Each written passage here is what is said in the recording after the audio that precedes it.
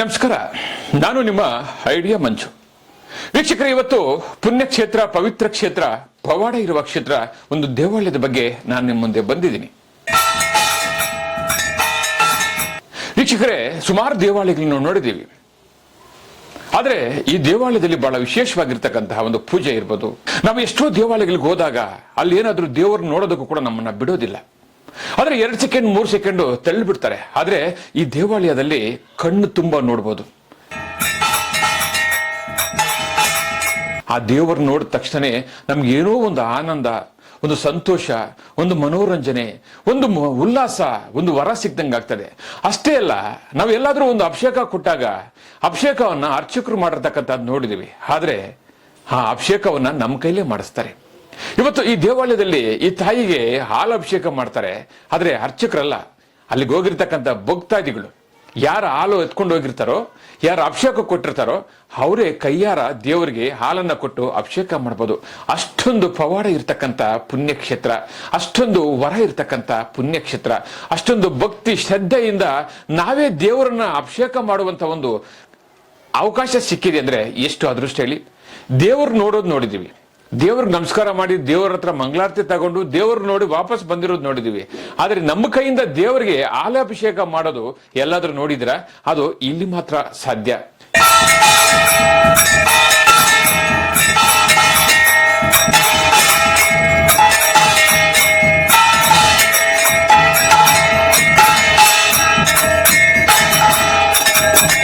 ಈ ದೇವಾಲಯದಲ್ಲಿ ಯಾರೇ ಭಕ್ತಾದಿಗಳಿರ್ಲಿ, ಅವತ್ತಿನ ದಿನ ಎಷ್ಟೇ ಜನ ಬಂದರೂ ಕೂಡ ಪ್ರತಿಯೊಬ್ಬರು ಕೈಯಲ್ಲಿ ಹಾಲಾಭಿಷೇಕ ಮಾಡಿ ಆ ದೇವರಿಗೆ ನಮಸ್ಕಾರ ಮಾಡ್ಕೊಂಡ್ ಬರ್ಬೋದು.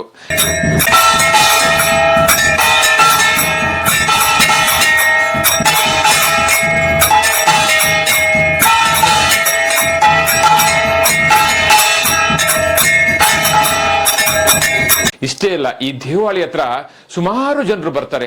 ಒಂದಲ್ಲ ಎರಡಲ್ಲ, ಕರ್ನಾಟಕ ಆಗಿರ್ಬೋದು, ತಮಿಳುನಾಡು ಆಗಿರ್ಬೋದು, ಆಂಧ್ರ ಪ್ರದೇಶ ಆಗಿರ್ಬೋದು, ಬೇರೆ ಬೇರೆ ರಾಜ್ಯಗಳಿಂದ ಈ ದೇವಾಲಯಕ್ಕೆ ಪ್ರತಿ ಅಮಾವಾಸ್ಯಕ್ಕೂ ಬರ್ತಾರೆ. ಇಲ್ಲಿ ಪ್ರತಿ ವರ್ಷ ಕೂಡ ಜಾತ್ರೆ ನಡೀತದೆ. ಅವರವರು ಗ್ರಾಮದ ಒಂದು ಆಚಾರ ವಿಚಾರಗಳು ನಡೀತದೆ. ಸುಮಾರು ಜನರು ಆ ದೇವಾಲಯಕ್ಕೆ ಬರ್ತಾರೆ. ಅಂದ್ರೆ ಇಲ್ಲಿ ಸುಮಾರು ಜನರಿಗೆ ಒಂದು ವರ ಸಿಕ್ಕಿರ್ತಕ್ಕಂಥ ಇತಿಹಾಸ ಇದೆ.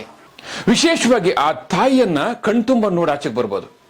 ಇಷ್ಟೇ ಅಲ್ಲ, ಇಲ್ಲಿಗೆ ಸುಮಾರು ಜನರು ಬಂದಿದ್ದಾರೆ. ಸುಮಾರು ಜನರಿಗೆ ಮಕ್ಕಳಾಗಿರ್ತಕ್ಕಂಥದ್ದು, ಸುಮಾರು ಜನರಿಗೆ ಉದ್ಯೋಗ, ಸುಮಾರು ಜನರಿಗೆ ಕಾಯಿಲೆಗಳು ಆಸ್ಪತ್ರೆಯಲ್ಲಿ ಲಕ್ಷ ಕೇಳಿದ್ರು ಕೂಡ ಈ ದೇವಸ್ಥಾನಕ್ಕೆ ಹೋದಾಗ ಆ ದೇವರ ದರ್ಶನ ಒಂದು 5 ಅಮಾವಾಸ್ಯೆ ಹೋಗಿ ನಮಸ್ಕಾರ ಮಾಡಿದಾಗ ಅಲ್ಲಿ ಕಾಯಿಲೆಗಳೆಲ್ಲ ಕೂಡ ವಾಸಿ ಆಗಿರ್ತಕ್ಕಂಥದ್ದು.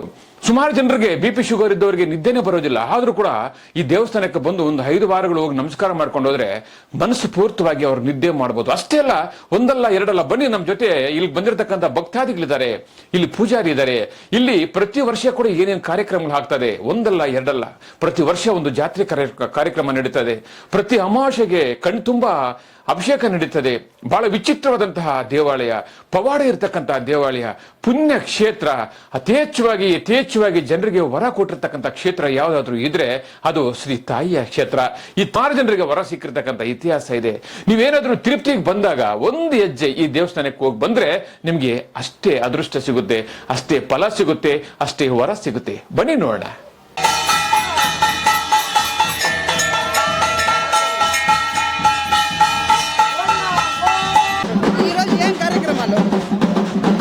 గంగమ్మకి పొంగలు పెడతాం, అంకాలమ్మకి.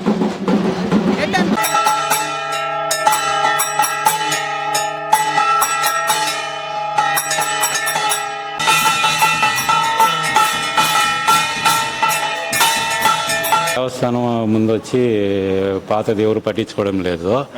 ఎవరో ఆచార్యులు మాత్రమే ఇక్కడ ఉండేవాళ్ళు, లోకల్ వాళ్ళు చేసుకుంటా ఉన్నారు. అప్పుడు సంవత్సరానికి ఒక రోజు మాత్రమే. ఇప్పుడు వీళ్ళు వచ్చినాక డైలీ పూజలు అన్నీ, అమావాస్య పూజలు అన్నీ జరుగుతున్నాయి.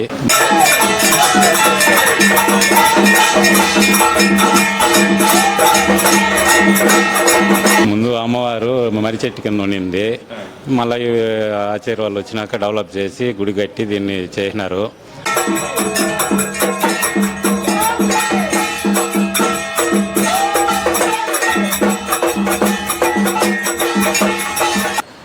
సంవత్సరం జాతర మేము గ్రామం నుంచి, వడమలపేట గ్రామం నుంచి అందరూ వచ్చి, చిన్న పెద్ద అందరూ వచ్చి పొంగలు పెట్టుకొని సాయంత్రము ఆయనకు మొక్కులు తీర్చుకుంటూ ఉంటారు.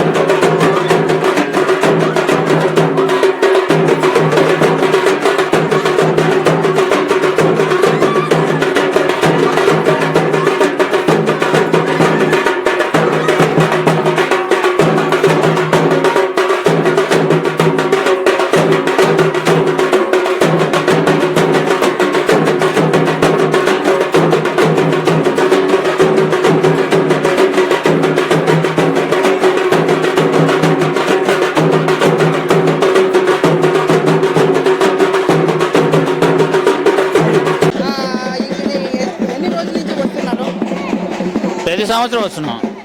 ఏమనిపిస్తుంది? ఏమనిపించేది, ప్రతి సంవత్సరం వస్తాం, ప్రతి సంవత్సరం దేవుడికి పెడతాం, ప్రతి సంవత్సరం కోళ్ళకు వస్తాము, ప్రతి సంవత్సరం హ్యాపీగా ఎంజాయ్ చేస్తాము.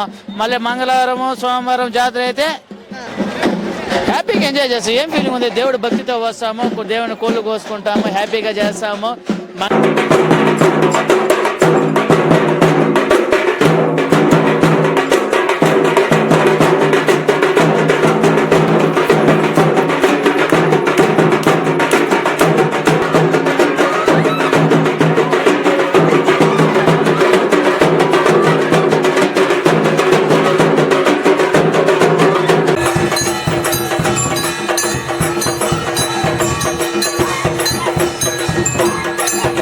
చాలా బాగుంటుంది సార్. చాలా మంది వస్తారు, బయట ఊరు నుంచి వస్తారు, అందరూ వచ్చి పొంగళ్ళు పాడు పెడతారు సార్.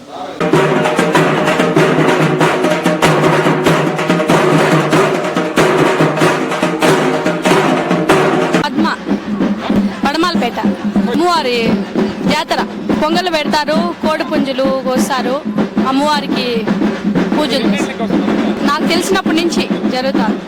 బాగుంది, అమ్మవారు పవర్ఫుల్. అమ్మవారికి పొంగలు పెడుతున్నాము, అంకాలమ్మ పరమేశ్వరికి. ముందు కంటే చాలా డెవలప్ అయింది, బాగుంది చూడడానికి అంతే.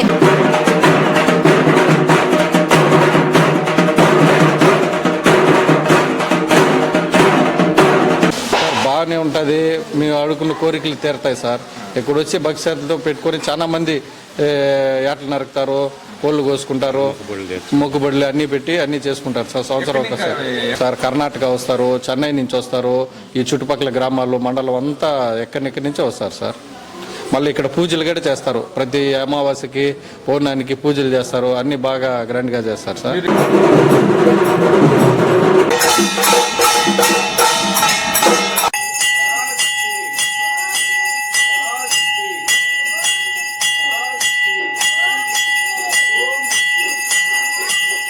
ಈ ವಿಡಿಯೋ ನಿಮ್ಗೆ ಇಷ್ಟ ಆಗಿದ್ರೆ ನಮ್ಮ ಚಾನಲ್ ಅನ್ನ ಸಬ್ಸ್ಕ್ರೈಬ್ ಮಾಡಿ, ಶೇರ್ ಮಾಡಿ, ಲೈಕ್ ಮಾಡಿ.